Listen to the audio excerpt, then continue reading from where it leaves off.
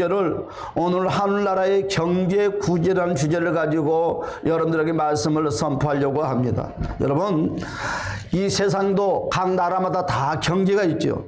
또한 그것처럼 영계의 나라, 하늘나라에도 우리가 생각하는 것처럼 경제의 구조가 있다는 거예요. 아무렇게나 축복의 문을 열어주시고 아무렇게나 저와 여러분을 도와주는 것이 아니라 그 경제의 구조에 따라서 축복의 문을 열어주시고 기적의 문을 열어주신다는 것을 주님의 이름으로 간절히 축복합니다. 여러분, 하늘나라의 경제의 구조는 과연 어떻게 이루어질까요?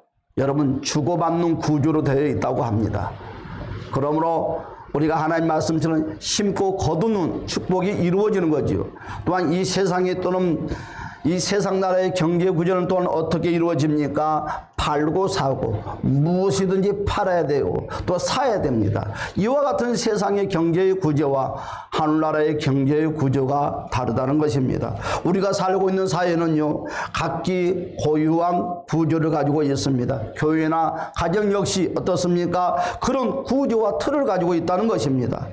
여러분, 우리가 그러한 구조를 알아두면 우리의 삶에 축복의 문이 활짝 열리는 유익이 되실 줄 믿습니다. 할렐루야. 여러분, 실패하지 않는 삶의 원리를 우리의 삶에도 적용하시기를 다시 한번 주님의 이름으로 축복합니다. 할렐루야. 여러분, 우리는 하늘나라 백성인 동시에 대한민국 백성입니다. 모든 나라는 그 나라의 주권자의 통치에 미치는 곳까지 바로 그 나라의 영토라고 합니다. 여러분, 하늘나라는 예수 그리스도의 통치 안에 있습니다. 또한 예수 그리스도가 저와 여러분의 주인이십니다.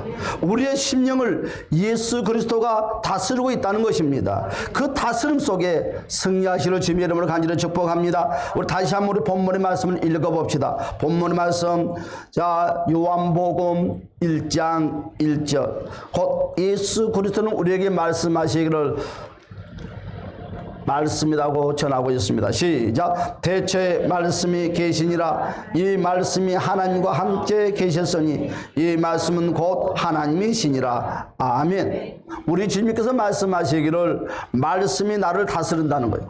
말씀이 저와 여러분을 지배한다는 것입니다. 그러므로 우리는 말씀이 저와 여러분을 다스릴 수 있게끔, 말씀이 저와 여러분을 지배할 수 있도록 여러분 주님께 저와 여러분 모든 삶을 위임하시기를 바랍니다. 할렐루야. 모든 세상의 구조는 하늘나라에 포함되어 있다는 것입니다. 하늘나라의 구조는요, 눈에 안 보이기 때문에 여러분 반대로 사람들은 눈에 보이는 것에 여러분 그것에 따라서 지키기를 원하고 그대로 살려고 애쓰고 있다는 것입니다. 사실은요, 눈에 보이지 않는 하늘의 법이 더 중요하다는 것입니다. 그런데 하늘의 법이 더 중요한 줄 알고 있으면서도 세상의 법에 더 치우치고 더 일쓰고 있다는 거지요. 하늘의 법이 모든 것을 다스리고 모든 것을 끌고 가기 때문입니다. 그러나 이것을 모두 놓쳐버린다는 거지요. 이것들을 다 잊어버린다는 것입니다. 눈에 보이는 것에만 우리는 충실하려고 노력합니다. 바로 이것들이 우리의 현 시대의 우리의 모습입니다. 그러다 보니까 어떻게 됩니까? 차선과 우선에 대한 질서가 없어져 버리고 말았다는 거지요. 여러분, 차선과 우선이 여러분 무너지면 안 됩니다. 그래서 하나님께서 우주 만물을 만드실 때 뭐라고 말씀했습니까? 천지를 창조하실 때 질서의 체계를 먼저 세워 놓았다는 거죠. 우리 하나님께서는 무방비 상태에서 우주 만물을 만드는 것이 아니라 정확한 여러분 질서의 체계 가운데서 선포했다는 것입니다. 여러분, 우리의 삶에도 질서의 체계만 바로 놓이면은 혼란과 혼돈이 생기지 않습니다.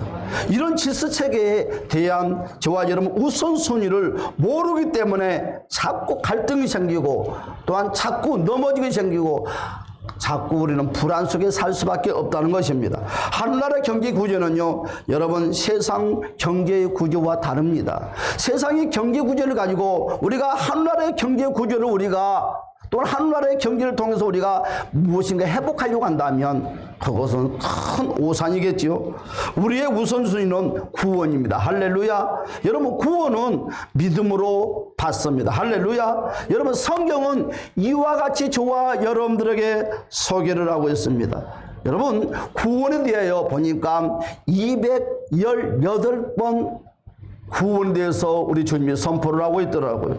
믿음에 대해 보았더니 215번 바로 믿음에 대해서 외치고 있습니다. 그런데요, 재정, 돈에 대해서 외치고 있는 것을 찾아봤더니 2084번이나 경제에 대해서 여러분 재정에 대해서 말씀을 하고 있다는 것입니다. 그러면 재정이 구원보다 더 중요하단 말입니까?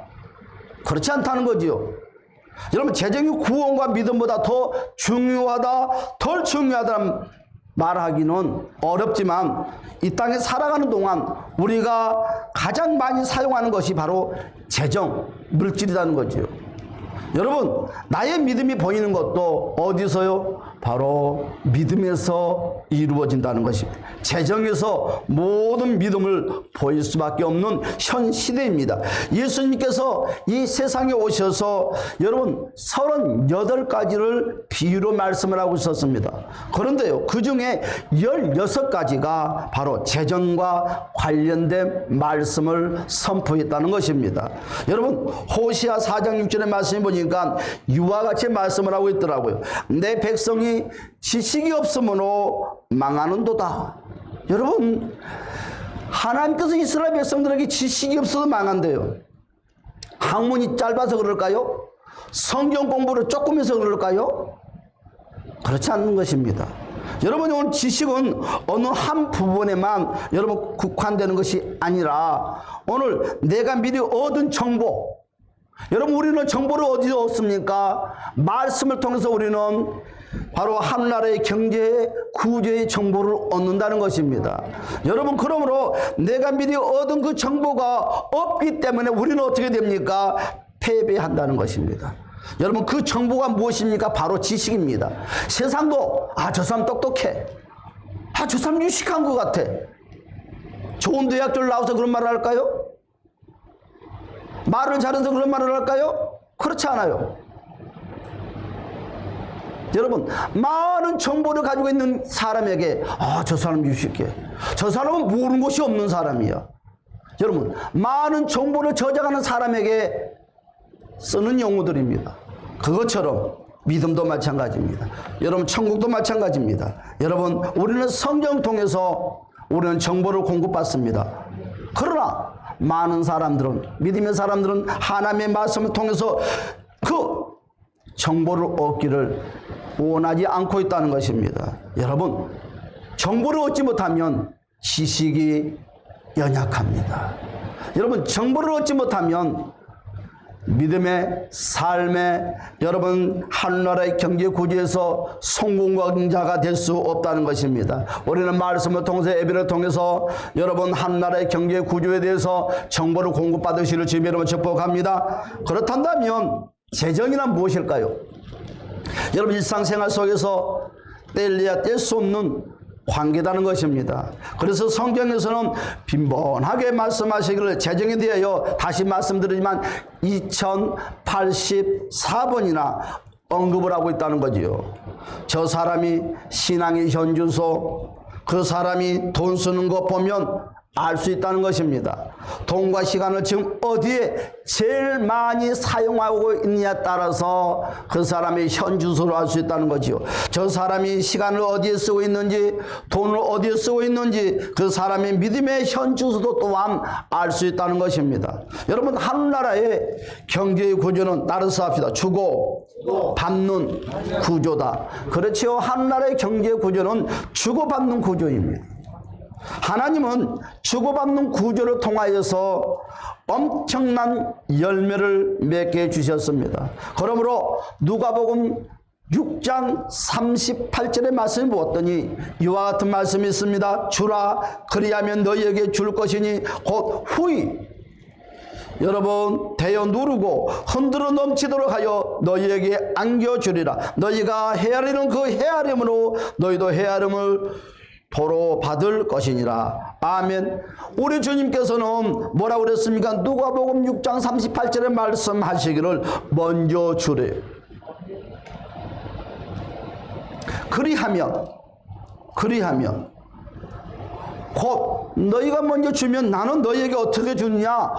후히 누르고 흔들어서 준다는 거죠.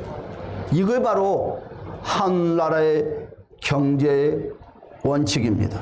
여러분, 우리가 믿는 하나님은요 살아계신 분입니다. 그러므로 우리가 그 하나님의 통치 안에 들어갈 때 그분이 우리를 다스리고 우리를 통치한다는 거죠. 그런데 우리는 그 하나님의 통치 안에 들어가지 않고서 하나님에게 복 달라고 그런다면 어떻게 될까요? 나는 그분의 다스림을 받지 않고 있으면서, 나는 그분의 통치를 받지 않고 있으면서, 나는 그분의 통치 안에 들어가 있지 않으면서 하늘나라의 축복의 법칙에 나를 적용시켜 달라고 말을 한다면 우리 주님이 그리 말씀하실 것입니다. 말이 안 된다고. 여러분, 세상의 법칙에 우리는 살고 있습니다.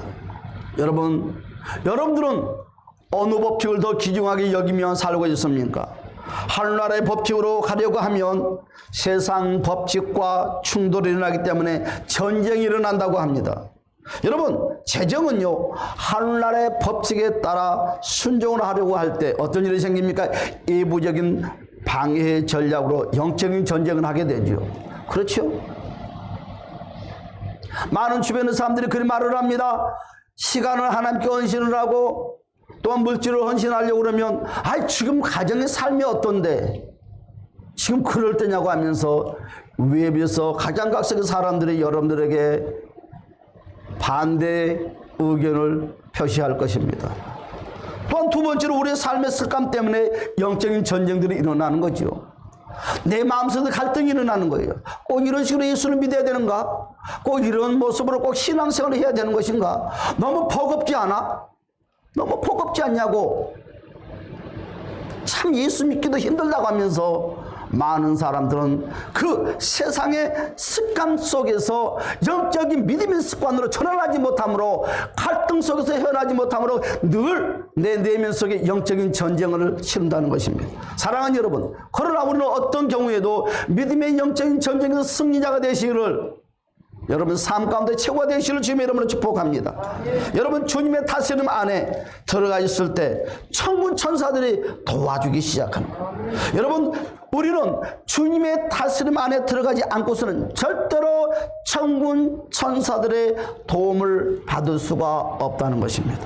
여러분, 농부가 겨울에 먹을 것이 없다고 씨앗을 먹어버리면 어떻게 될까요? 가짜 농물은 얼마든지 요즘에는 주말 농장 도시에서 주일날이면 쉬기 위해서 시골로 작은 밭과 이런 채소들을 기르기 위해서 주말 농장 바람 쐴 겸 내려옵니다. 그런 분들은요 바쁘면 안 내려와요. 다른 일이 있으면 안 내려와요. 안 내려오면 어떻게 돼요? 풀이 무성하게 자랍니다. 그러나 진짜 농부는요, 비가 오나 어떤 경우에도 꼭 논밭에 가야 될 일이 생기면 꼭 간다는 것입니다. 저는 이번에 부흥회 갔었는데 그곳은 가수원 농사를 짓는 사람들이 많이 오더라고요. 그런데 부흥회를 하고 있는데 한 사람이 가버리는 거예요. 다음 시간에 왔어요. 불렀어요. 권사님, 왜 예배 시간에 가십니까? 물어봤더니 목사님 비가 오다가 딱 비가 끊기면 농약을 쳐야 된대요. 저는 모르잖아요. 지금 농약을 치지 아니하면 벌레가 이루 말할 수 없다는 거예요. 그래서 농약 빨리 치고 올 테니까 조금만 기다리라고 가더라고요. 그래요. 진짜 농부는 언제 농약을 쳐야 될지, 어떻게 해야 될지 원리 방법으로 안다는 것입니다. 그와 같이 농부가 겨울에 먹을 것이 없다고, 자녀들이 배고프다고, 여러분 절대로 그 농부는 겨울철에 여러분 그 씨앗을 먹지 않는다는 거지요. 사랑하는 여러분, 농부가 배고픔을 참고 봄에까지 기다리는 것입니다. 봄에 그 땅 속에 씨앗을 심습니다. 그랬더니 어떤 결과가 났습니까? 30배, 60배, 100배의 열매를 거두는 큰 축복자가 되었다는 것입니다. 여러분, 농부의 심는 법칙이 무엇입니까? 바로 천국의 축복받는 법칙과 원리가 똑같다는 것입니다. 하늘나라의 경제 구조는 뭐라고요? 주고받는 구조라고 했습니다. 여러분, 무엇을 먼저 드려야 합니까? 우리는요, 주의를 드려야 됩니다. 시간을 드려야 됩니다. 우리는 무엇을 먼저 드려야 됩니까? 11조를 먼저 드려야 됩니다. 여러분, 이것이 우리의 신앙생활의 기본입니다. 이 기본이 무너지면 모든 것은 다 무너지고 맙니다. 사랑하는 여러분들이요, 11조는 농부의 씨앗과 같은 것입니다. 여러분, 진짜 농부는 뭐라고 그랬습니까? 절대로 씨앗을 먹지 않는다고 그랬습니다. 여러분, 암만 힘이 들고 어려워도 절대로 11조의 씨앗을 먹지 맙시다. 씨앗을 먹어버리면서 복을 달라는 것은 어리석은 사람과 똑같은 것입니다. 사랑하는 여러분, 어떤 분이 경제가 어려우면 여러분, 그런 사람들은 미리 소득이 없어도 11조를 한다고 그러더라고요. 여러분, 또한 수입이 없어도 미리 선교를 하고 어려운 사람들을 도운대요. 여러분, 간증을 보았더니 많은 사람들이 꼭 풍성한 수입이 들어와야지만 하나님 일을 하는 것이 아니라 너무 어려운 속에 있어도 이웃을 먼저 돌보고 선교를 먼저 내세우고 하나님께 미리 11조의 약속을 들으면서 하나님께 기도했더니 축복의 문이 열렸더라고요. 저희들도 여기 오지 못할 때는, 상가교사 할 때는, 월세를 내지 못할 때는 우리도 그와 같이 했습니다. 미리 11조를 드렸습니다. 미리 선교를 드렸습니다. 미리 감사를 드렸습니다. 미리 어려운 사람 도왔습니다. 그리고 하나님께 기도합니다. 하나님, 물질이 필요합니다. 간절하게 하나님 약속을 받아달라고, 이 약속을 지켜달라고.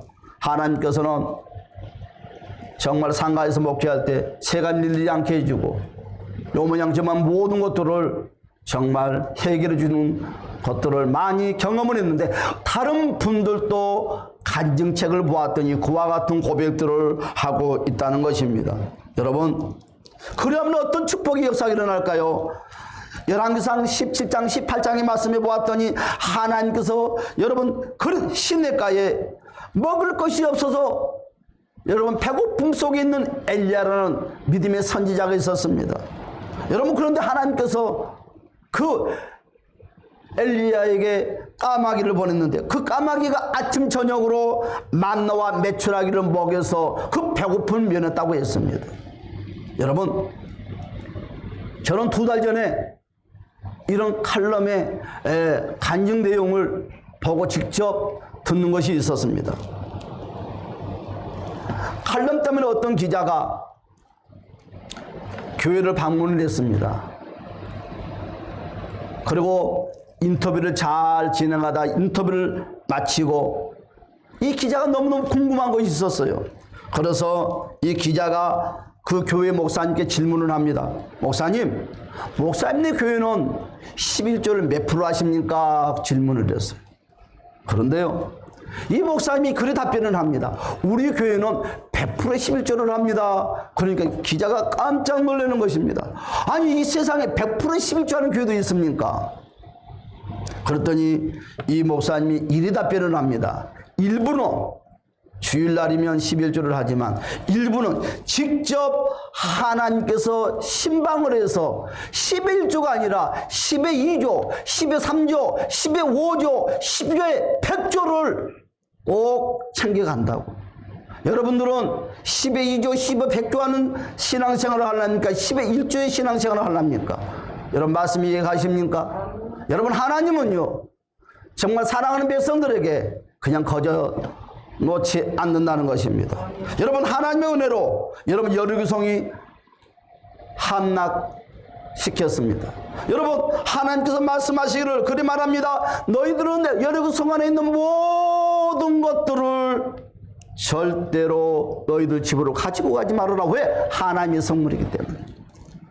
그런데요, 아가인이라는 사람이 여리고성 안에 들어갔는데 너무너무 탐스러운 것들이 많이 있었습니다. 여러분 외투가 있었고 금덩어리가 있었습니다. 그는 그것을 움켜쥐고 자기 집안에 감춰놨습니다.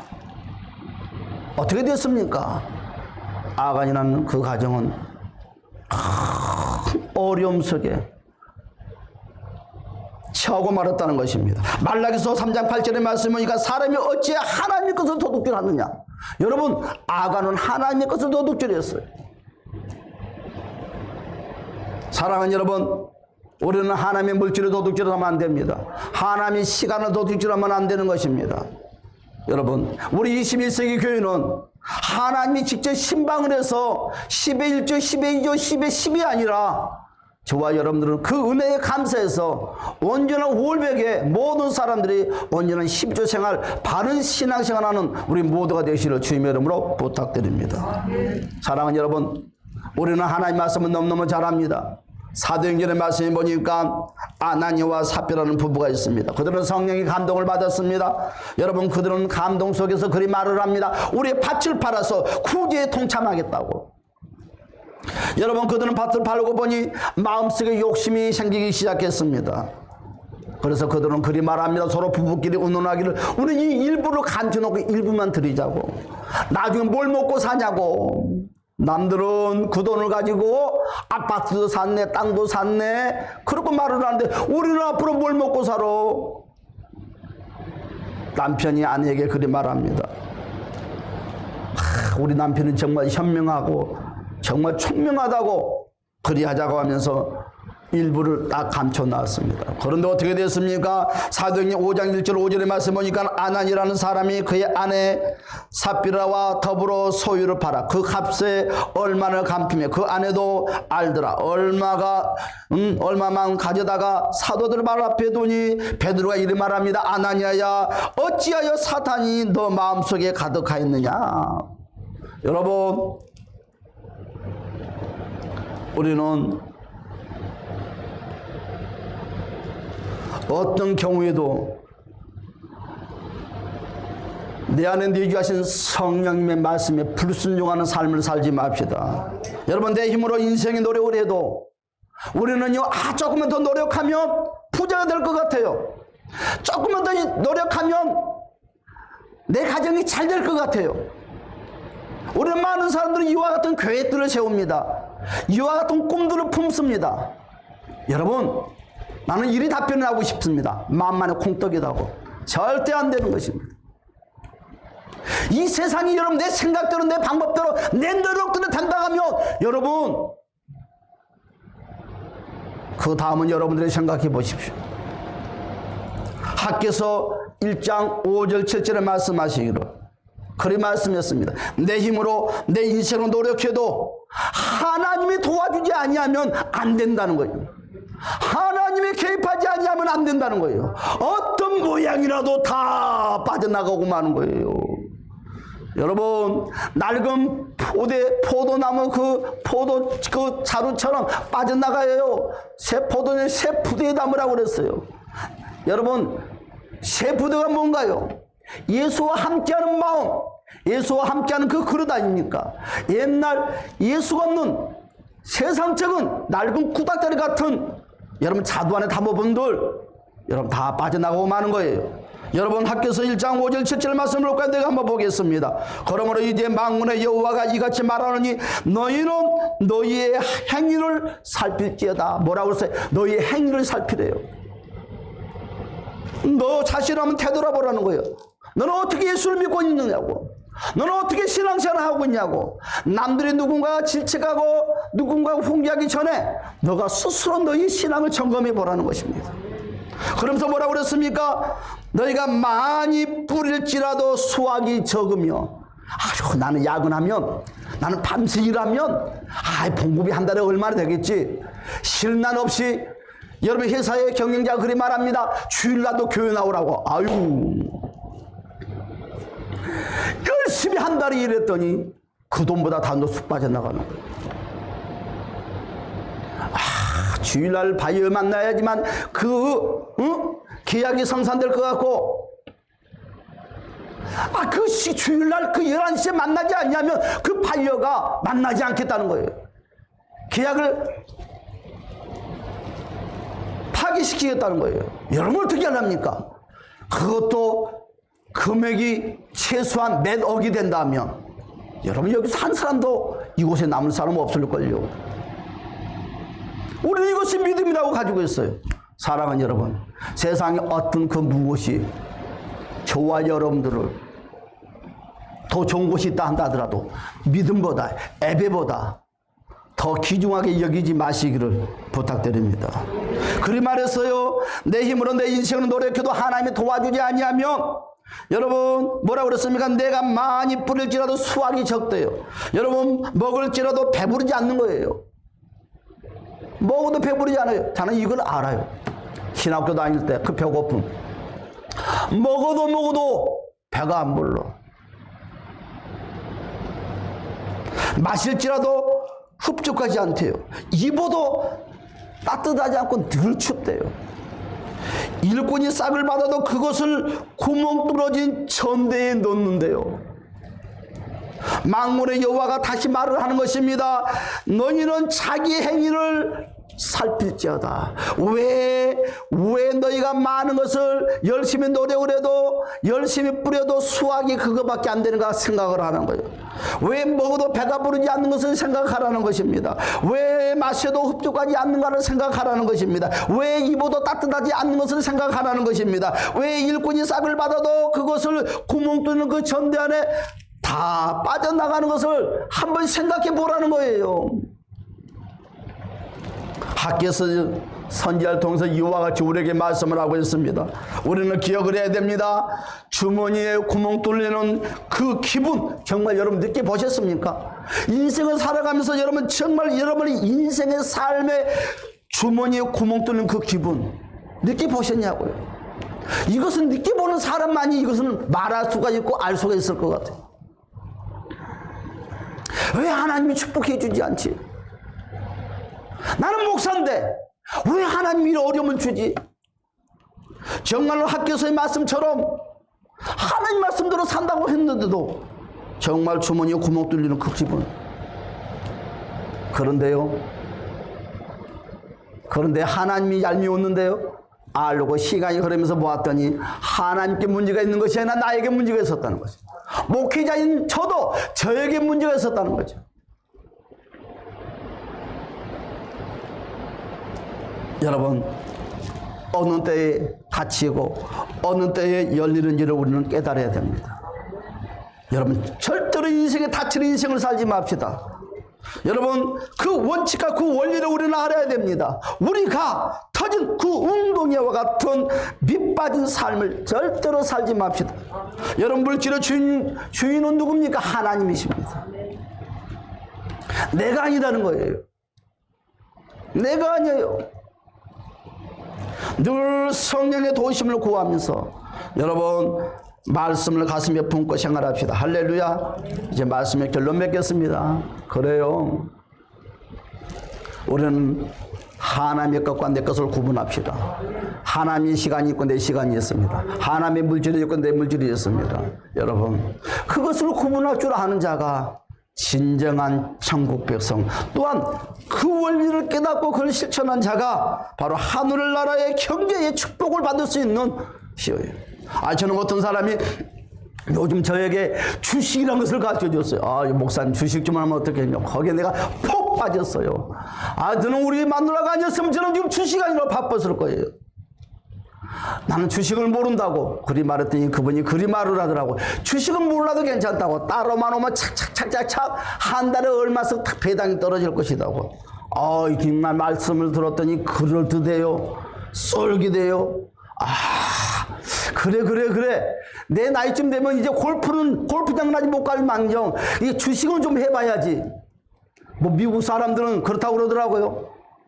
돈이 생기면 땅을 사지 않고 집을 사지 않고 주식에다가 사는 습관이 있다고.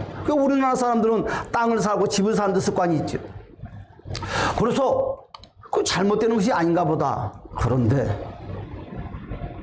그런데 결과는 무엇이냐? 지식이 없다는 거죠.